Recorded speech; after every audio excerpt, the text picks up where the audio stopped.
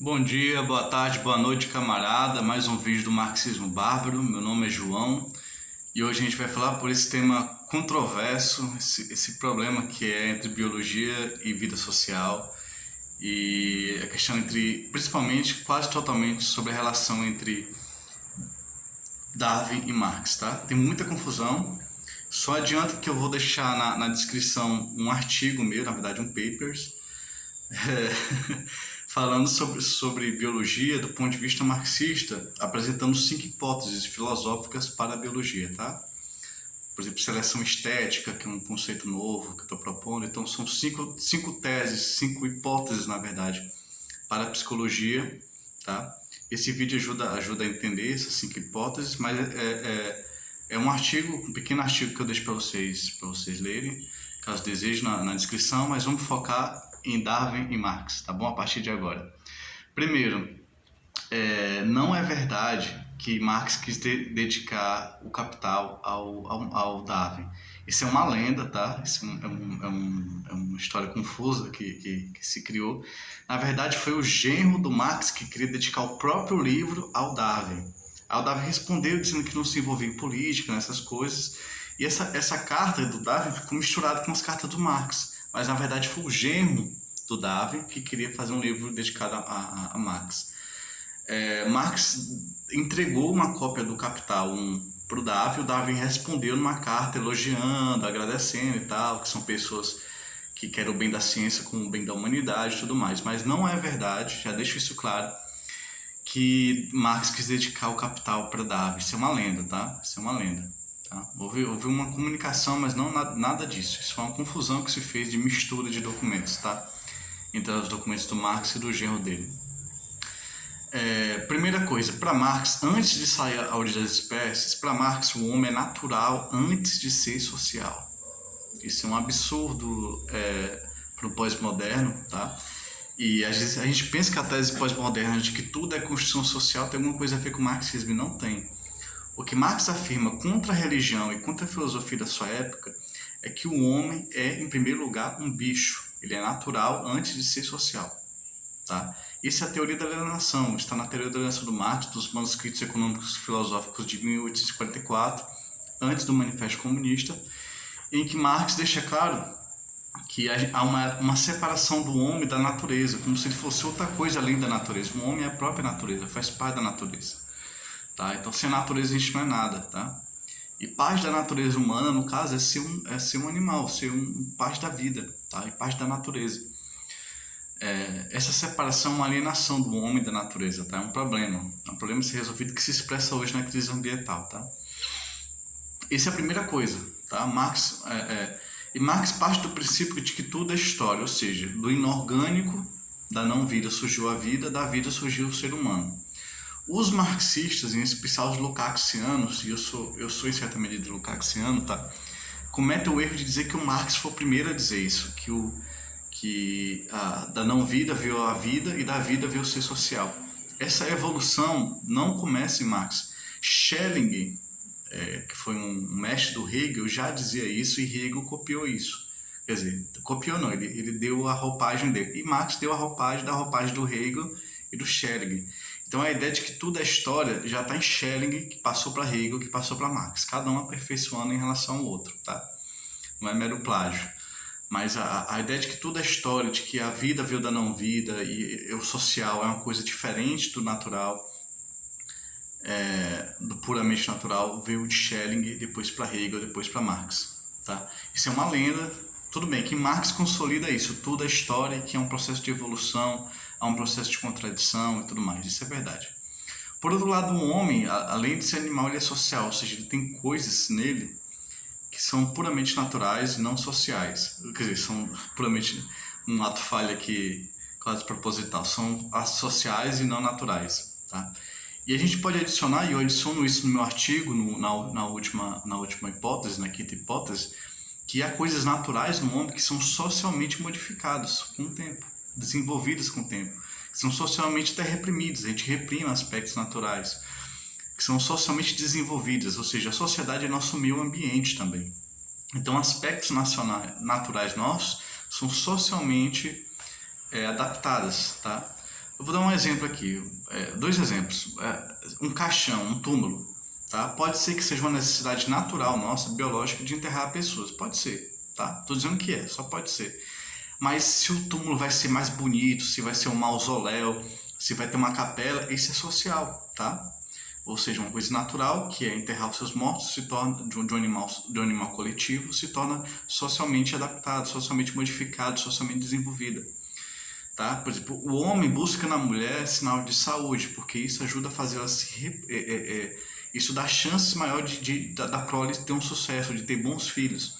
Então o homem sempre buscou na mulher sinal de saúde, de boa saúde. Tá? Mas numa época de escassez, de muita fome, de falta de alimentos, esse sinal de saúde pode ser a obesidade. Tá? Em outra época, em tempos de fast food,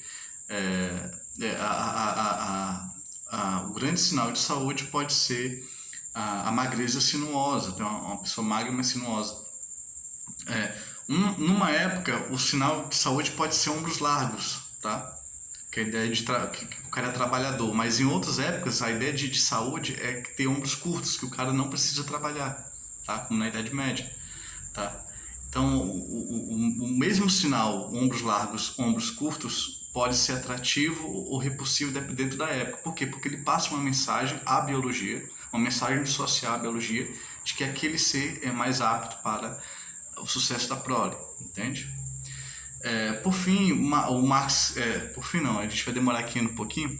É bem direto, tá? Isso é muito interessante. As cartas que Marx e Engels trocam, primeiro, Marx e Engels ficam impressionados, tá? Engels chega a dizer que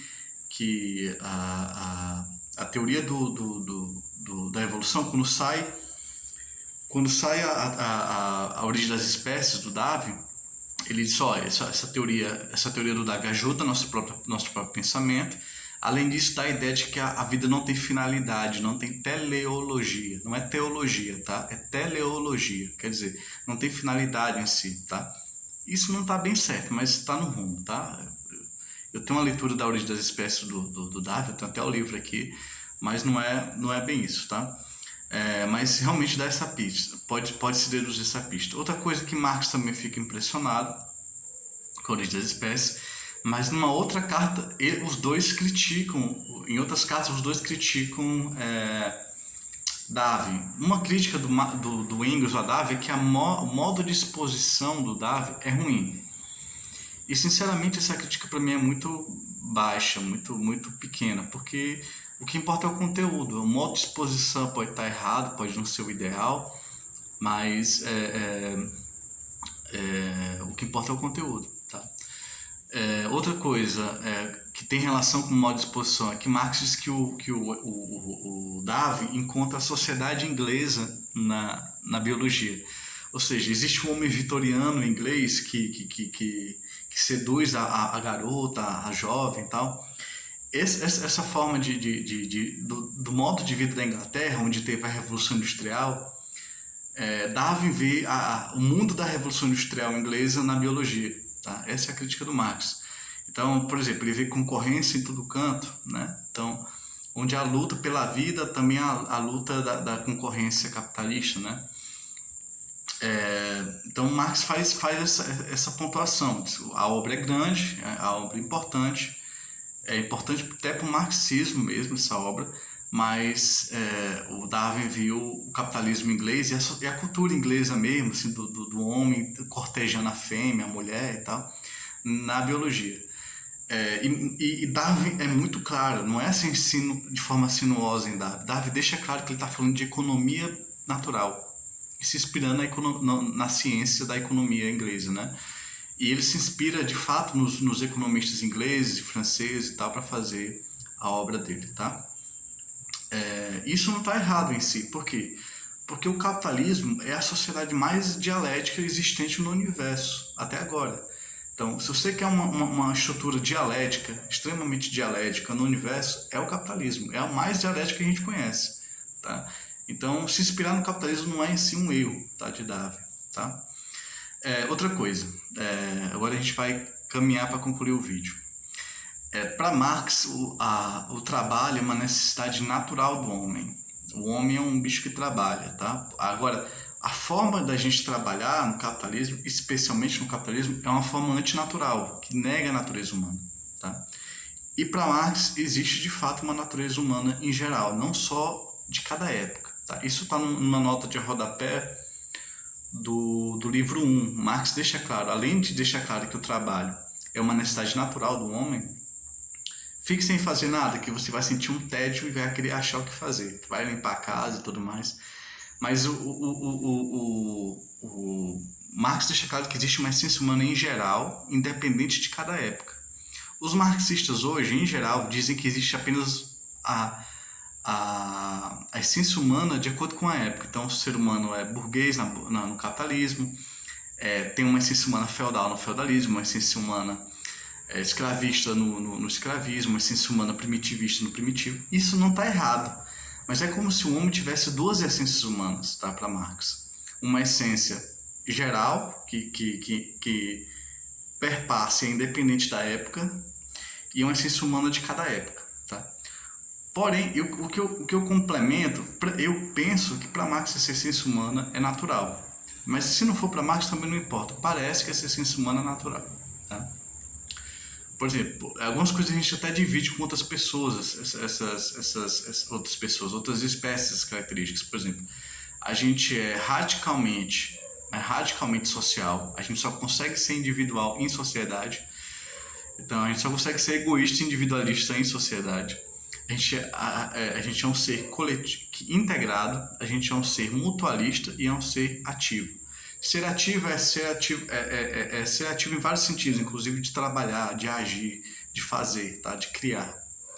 Ser mutualista quer dizer que a gente precisa da relação com os outros, tá? E essa relação não é nem egoísta nem altruísta, tá? Ela engloba ao mesmo tempo que supera os dois. Ele é egoísta, ele é e não é egoísta na medida que ele, ao fazer pelo outro, ele se agrada, e é e não é altruísta na medida que ele fazer para o outro, ele também se agrada. Então, a ideia unilateral de egoísmo e altruísmo é superada pelo mutualismo. Eu faço algo pelo outro e para mim, para si e para o outro. Tá? O que supera a ideia dos opostos egoísmo e altruísmo. Então, não é que eles não existem, mas eles são expressões unilaterais de algo junto, que é o mutualismo. E o ser humano é uma espécie integrada, ou seja, ele só consegue ser em sociedade, em comunidade, em tribo. Tá? Por mais individual que ele seja e deve ser, tá? E aqui eu quero deixar assim a ideia de que marxismo não é negação do indivíduo pelo coletivo. A individualidade é uma conquista da humanidade. Quanto mais o socialismo a gente vai ser mais individual, tá? Não necessariamente mais egoísta ou mais individualista, mas mais individual, com mais personalidade, tá?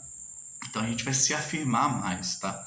Marx diz que no socialismo, no capitalismo, só para fazer o contraste, no capitalismo o desenvolvimento da sociedade se faz às custas do desenvolvimento humano, ou seja, diminui o indivíduo e o ser humano para desenvolver a sociedade. No socialismo vai ser condição do desenvolvimento da sociedade o desenvolvimento do indivíduo, ou seja, é preciso desenvolver o indivíduo para desenvolver a sociedade. Essa é a posição marxista, tá?